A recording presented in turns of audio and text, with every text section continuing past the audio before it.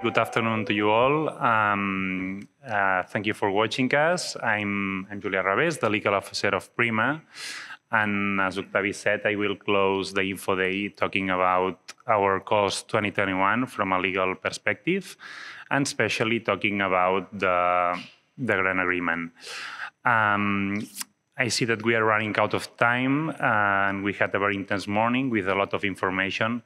So I promise you that I will be very brief. I will not do a deep analysis of the grant agreement. I will just provide you the information that you need to know now in your current stage that you are attending the info day, and you are already thinking about the content of the call. You are starting to think on how to build a strong consortium or to write a good proposal. So I will basically explain you the main ideas of the grant agreement and the procedure that we will follow to sign it. We can start to display, please, the presentation. Everything that I will explain to you will sound also very familiar for those who have participated before on the H2020 program. And before starting, allow me to do one quick clarification. Everything that I will explain to you is related to Section 1. As it has been explained before, our calls are organized through two sections. In Section 1, PRIMA, we act as a kind of funding agency on behalf of the European Commission, and we fund you and we sign the grant agreements with you. In Section 2, your national funding agencies will fund you and you will sign the grant agreement with them. In any case, the fundamentals of the grant agreement are common both for Section 1 and 2. So everything that I will explain to you will be useful regardless to what section you submit your proposal. First of all, the grant agreement is the contract that will be signed between you as a partner or coordinator of a consortium with a project selected for funding in a PRIMA call and us. And also, if we can go to the next one, please, is also the legal instrument that will allow PRIMA to ensure that your project, that your action is implemented in the way that we have agreed. As important is the action as the way to achieve the action. And also, the grant agreement will ensure that you will perform your project in accordance with the applicable law. Next, please. Next year, I think that Pau could borrow me his last slide, the keep calm and follow the rules, because also the grant agreement will be the legal instrument that will allow PRIMA to face those situations in which a consortium breaches the rules and don't follow the conditions established on the contract. No need to read it now. You can check later on the Chapter 6 of our Model Grant Agreement, which are the consequences in case a consortium does not follow and breach all the rules established on the contract.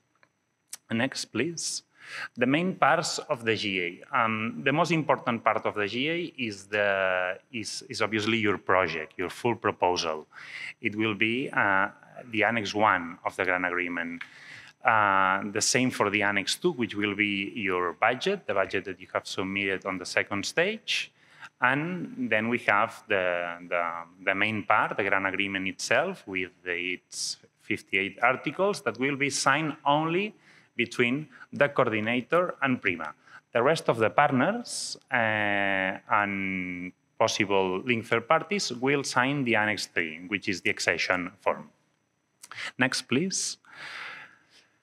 When we will sign the grant agreement? Once the evaluation process performed by independent experts is finished, they select certain projects and a ranking list is submitted to our Board of Trustees, the PRIMA Board of Trustees. If our Board of Trustees approves it, then we have the ranking list and all our project officers will contact you to give you the good news, and myself, I will contact you as well to start the procedure to sign the grant agreement. Now I seize this moment to answer one of the questions that I saw on the question box. And first of all, I want to clarify that although we are part of the H2020 program, we don't use the EU participant portal, now called Funding and Tenders Portal. We will use emails or phone calls to exchange all the information and documentation. And we have a very clear workflow that makes very easy to know what to do in each step. Now I'm displaying the workflow that we are using currently with the calls 2020.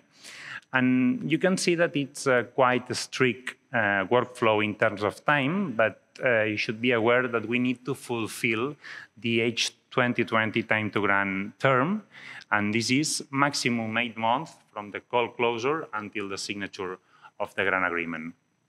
Also, you can see here that we only provide to you 2 months to sign the consortium agreement.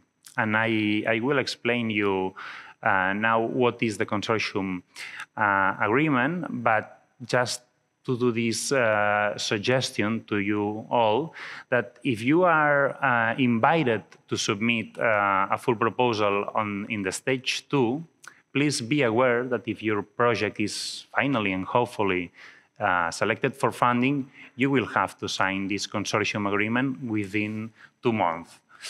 And next, please, what is the consortium agreement? It's the contract that shall be signed among the partners of the consortium, among themselves, to set the right and obligation. And it's a document in which PRIMA is not involved. And it's a contract that will complement the grant agreement and cannot contain any provision against the grant agreement. Next, please. Amendments.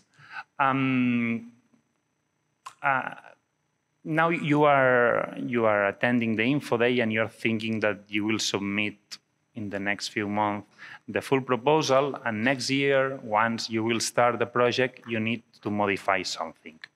Well, we expect from you that you submit proposals that will not need to be changed in the future. However, if you are in a very justified case, we can exceptionally, and I want to remark exceptionally, that we can modify the contract through an amendment. And not only has to be justified and is not only exceptional, but also we need to take in consideration that the modification that we will introduce in the contract, in the GA or in your project, cannot challenge the reasons that the experts identify and use to select your project as deserve for funding, because this could break the principle of equal treatment of applicants. Next, please. Pau explained before about the possibility that third parties or subcontractors can implement part of the action.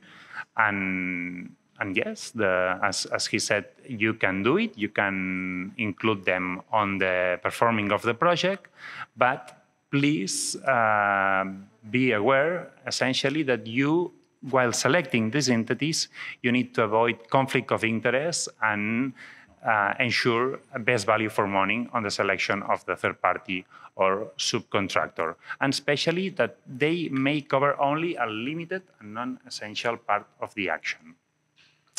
Next.